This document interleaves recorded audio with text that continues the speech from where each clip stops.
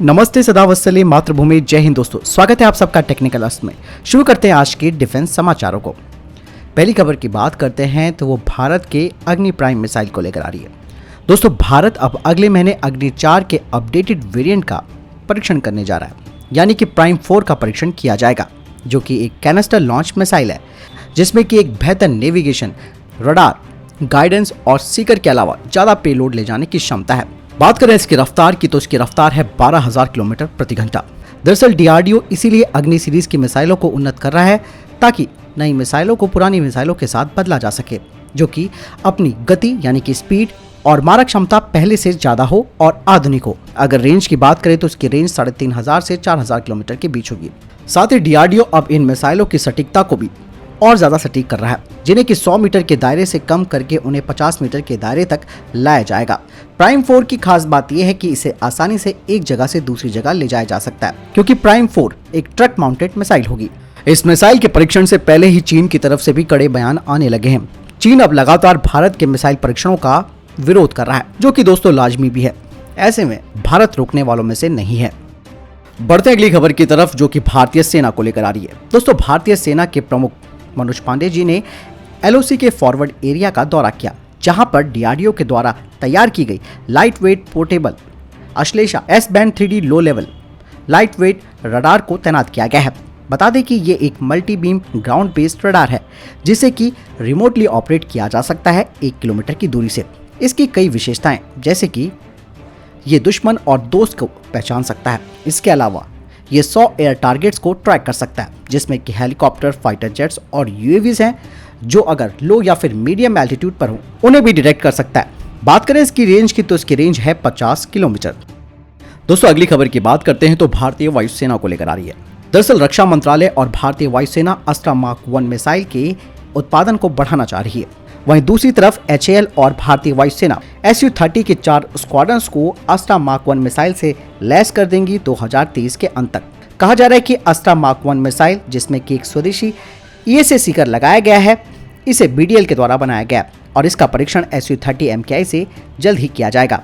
और उसके बाद अस्त्रा मार्क 1 मिसाइलों की 100 यूनिटों पर भी स्वदेशी सीकर लगाया जाएगा, जिन्हें कि 2023 से शुरू किया जाएगा। वहीं दोस्तों, तेजस मार्क 1 से अस्त्रा मार्क 1 का टेस्ट भी अब जल्द होने वाला है, जिसके बाद 83 तेजस मार्क 1A जो फाइटर जेट्स हैं उनमें अस्त्रा मार्क 1 मिसाइल लग कर आएगी, जिनकी डिलीवरी 2024 से शुरू होगी।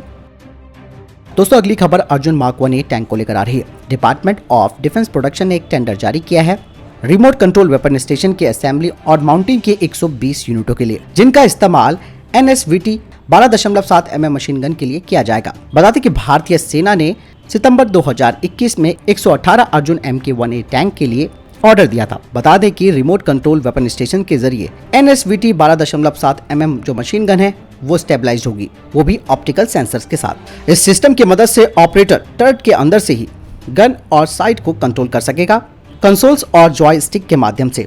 ये सिस्टम ऑटोमेटिक टारगेट ट्रैकिंग करेगा एयर और ग्राउंड टारगेट्स के खिलाफ।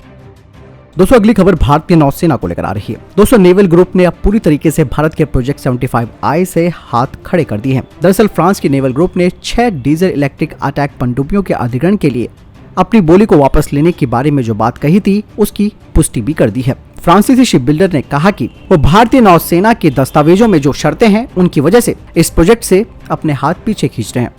दोस्तों, अभी हाल ही में जो मैंने आपको डिफेंस अपडेट में बताया था कि पाकिस्तान की खुफिया एजेंसी ISI की एक महिला के हनी ट्रैप में फंसे भारतीय सेना के जवान ने पोखरण में मिसाइल के परीक्षण का वीडियो और उससे जुड़ा ब्यौरा भेजा था। जोधपुर में तैनात जवान को पिछले हफ्ते गिरफ्तार किया गया है। इस जवान का नाम प्रदीप कुमार है, जो कि महिला एजेंट के हनी ट्रैप में फंस गया था। जब इस जवान से कड़ाई से पूछताछ की गई तो सामने आया कि उसने मिसाइल से जुड़ी सभी जानकारियां इंटरनेट मीडिया के माध्यम से उस महिला एजेंट को भेज दी थी। यही नहीं दोस्तों, इस जवान ने अपने साथियों से भी इस महिला की जान पहचान करवाई थी। हालांकि उसका कोई साथी इस महिला के जाल में नहीं फंसा, लेकिन फिर भी इंटेलिजेंस ने सभी के मोबाइल फोन जब्त कर लिए हैं। करीब 3 साल पहले सेना में भर्ती हुए प्रदीप की महिला एजेंट से फेसबुक पर दोस्ती हुई थी। यही नहीं दोस्तों, जवान को फंसाने के बाद महिला एजेंट ने उससे सेना से जुड़ी महत्वपूर्ण जानकारियां, नक्शे और सीमावर्ती इलाकों की जानकारियां भी मंगवाई थी और ये जवान अपनी यूनिट की हर तरीके की तस्वीरें और वीडियोस उस महिला को भेजता रहा। दोस्तों, यह हनी ट्रैप का कोई पहला मामला नहीं है, लगातार इस तरीके के मामले बढ़ते जा रहे हैं इसीलिए अब भारतीय सेना को सख्त कदम उठाकर जब तक सेना में कोई भी जवान तैनात है उसके बारे में हर तरीके से अलर्ट पर रहना होगा और किसी भी जवान को उनके पर्सनल मोबाइल से दूर रखना होगा, क्योंकि दोस्तों सजा देने से ये हनी ट्रैप के मामले कम नहीं होंगे। ऐसे में कदम यही उठाया जाना चाहिए कि जिस पर्सनल डिवाइस से ये लोग दूसरे लोगों के साथ मैसेज करते हैं या उनके साथ चैट करते हैं उन्हीं पर ही प्रतिबंध लगा दिया जाए। आपको इस बारे में क्या लगता है कमेंट सेक्शन में लिखकर जरूर बताएं। दोस्तों कैप्टन अभिलाषा बराक को कॉम्बैट एविएटर के तौर पर आर्मी में शामिल किया गया है। इस मुकाम तक पहुंचने वाली वो पहली महिला अधिकारी हैं और सेना ने उन्हें सम्मानित भी किया है। ट्रेनिंग के बाद उन्हें शामिल कर लिया गया है। अभिलाषा बराक को डायरेक्टर जनरल और कर्नल कमांडेंट आर्मी एविएशन के द्वारा 36 आर्मी पायलटों के साथ प्रतिष्ठित विंग से सम्मानित किया गया। इस मौके पर आर्मी ने ट्वीट करते हुए कहा कि युवा एविएटर्स अब कॉम्पैक्ट एविएशन स्क्वाड्रन में अपने पंख फैला रहे हैं। बता दें कि फिलहाल अभी तक एविएशन डिपार्टमेंट में महिलाओं को एयर ट्रैफिक कंट्रोल और ग्राउंड ड्यूटी की जिम्मेदारी दी जाती है, लेकिन अब ये पायलट की जिम्मेदारी संभालेंगे। 2018 में वायुसेना की फ्लाइंग ऑफिसर अवनी चतुर्वेदी लड़ाकू विमान उड़ाने वाली पहली भारतीय महिला भी बनी थी। जम्मू कश्मीर के बारामूला जिले में मुठभेड़ में 3 पाकिस्तानी आतंकवादियों को खत्म कर दिया गया है, जिसमें कि जम्मू कश्मीर पुलिस का एक कर्मी वीर गति को प्राप्त हुआ। कश्मीर क्षेत्र के महानिरीक्षक विजय कुमार जी ने ट्वीट करके कहा कि 3 पाकिस्तानी आतंकी मार गिराए गए। बता दें कि इनके पास से हथियार और गोला बारूद सहित कई आपत्तिजनक सामग्री भी बरामद हुई है। केंद्रीय गृह मंत्रालय ने गृह मामलों की संसदीय स्थायी समिति को अर्धसैनिक बल असम राइफल के कामकाज के बारे में बताया।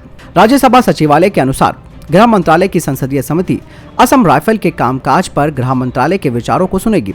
पैनल को केंद्रीय गृह सचिव और मंत्रालय के अन्य उच्च अधिकारियों और असम राइफल के प्रतिनिधियों के द्वारा जरूरी जानकारी दी जाएगी। असम राइफल को उत्तर पूर्व के प्रहरी के तौर पर जाना जाता है।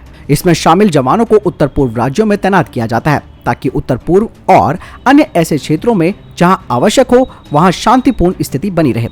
अर्धसैनिक बल असम राइफल जरूरत पड़ने पर आतंकवाद विरोधी भूमिका भी निभाती है और ये भारत चीन और भारत म्यांमार सीमाओं की सुरक्षा भी सुनिश्चित करती है। सुरक्षा बल की कमान सेना के लेफ्टिनेंट जनरल के रैंक के अधिकारी के पास होती है और असम राइफल का महानिदेशालय असम के शिलोंग में स्थित है। लगभग 63,000 सुरक्षा कर्मियों और 46 बटालियनों की स्वीकृत संख्या के साथ असम राइफल गृह मंत्रालय और रक्षा मंत्रालय के दोहरे नियंत्रण के तहत 6 केंद्रीय सशस्त्र पुलिस बलों में से एक है। ये एकमात्र अर्धसैनिक बल है जिसका दोहरा नियंत्रण ढांचा है, जिसमें कि प्रशासनिक नियंत्रण गृह मंत्रालय के पास है जबकि इसका संचालन नियंत्रण रक्षा मंत्रालय के तहत भारतीय सेना के पास है। इसके जवानों के वेतन और बुनियादी ढांचों की जिम्मेदारी केंद्रीय गृह मंत्रालय के पास है, जबकि स्थानांतरण पोस्टिंग कर्मियों की प्रतिनियुक्ति भारतीय सेना के द्वारा तय की जाती है। पाकिस्तान के मियांवाली जिले के वानशेरा खान खेलवाड़ा इलाके में पाकिस्तानी वायुसेना का F-7 ट्रेनिंग विमान दुर्घटनाग्रस्त हो गया। इस घटना में पायलट को मामूली चोट आई और वो सुरक्षित है। इस घटना के बाद एम्बुलेंस और दमकल की गाड़ियां मौके पर पहुंच गई। पाकिस्तान में पहले भी इस तरह से वायुसेना के कई विमान दुर्घटनाग्रस्त हो चुके हैं। पाकिस्तान में विमान क्रैश की ये पिछले 2 महीनों में दूसरी घटना है। इससे पहले मार्च में पंजाब प्रांत के मियां चन्नू नामक जगह पर विमान क्रैश हो गया था। इस हादसे में तो पायलट की मौत तक हो गई थी।